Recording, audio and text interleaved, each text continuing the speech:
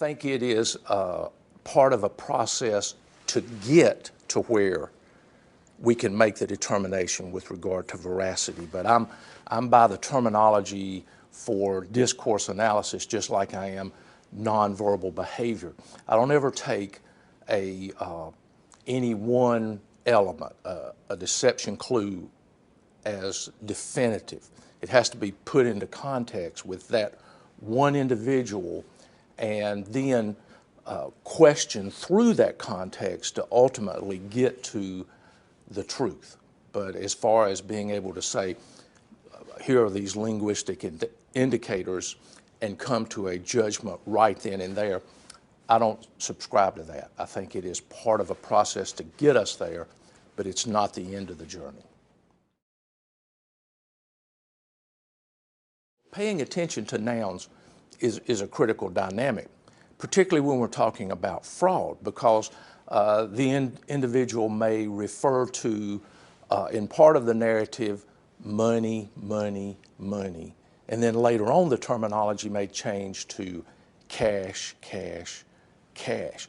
Well, that change in terminology for the same element is always indicative. Now, we don't know what it means, but the fact that those nouns referencing the same thing changed are important. And when you think about this, everybody can identify with this. When I was a small child and my mother would call me, if she called me, Donnie, come on in the house, I knew everything was copacetic. But if she called me Donald Wilson Rabon Jr., anytime my mother referred to me by my full name, I knew I was in trouble. I didn't know what I had done, and I wanted to make sure that I didn't cop to a felony if all we were talking about was a misdemeanor. But when you think about the common sense of it, just at looking at nouns as they apply to names, that when someone references us differently, when I was a police officer, when I walked in, if the chief said, hey Don, how you doing this morning? Then I knew everything was pretty good. If he called me later on and said, Officer Rabon, would you come to my office? Then I'm wondering, why am I Officer Rabon now when I was Don at 8 o'clock in the morning? What changed the relationship? So the change of nouns are always going to be important.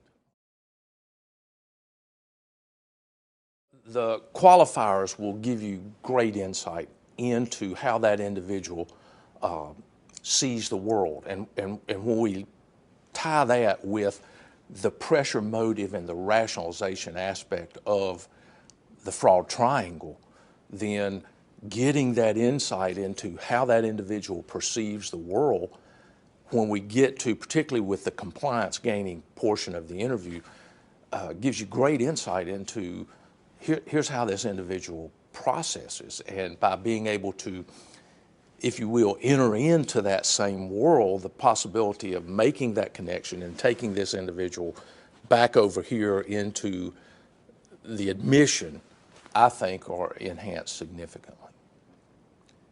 And let me say one other thing, particularly with regard to qualifiers and particularly with regard to auditors, is qualifiers can let you know that there exist atypical situations. If this is normally how we process the reconciliation, or we usually do this, then to that attentive auditor, that's going to let them know that there exist atypical situations, and if nothing else, what they want to do is to explore that atypical, because it doesn't necessarily mean that the individual is doing anything wrong as far as detrimental to the organization, but it could be a deviation to the operation that would allow for some type of negative activity to occur.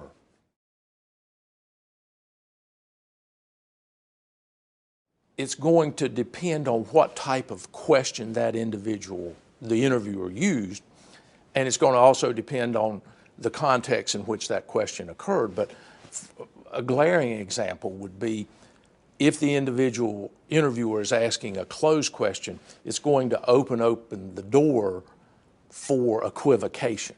And so anytime an interviewer is asking a closed question, they have to be cognizant of the fact that it opens the door to equivocation. and remind themselves to process that answer. Is this individual really answering my question? Or is the individual equivocating in such a way that I will assume that this is the answer? Now, to an open question, open questions open the door for a whole manifestation of linguistic devices that we can look at, whether it's going to the passive voice, whether it's going to the historical present, whether it is a shorter message duration, which is known as subjective time, in relationship to the amount of time they answered other questions, to the pronouns that the individual will use. So the closed questions tend to limit the opportunity for the possibly deceptive individual to articulate indicators of deception.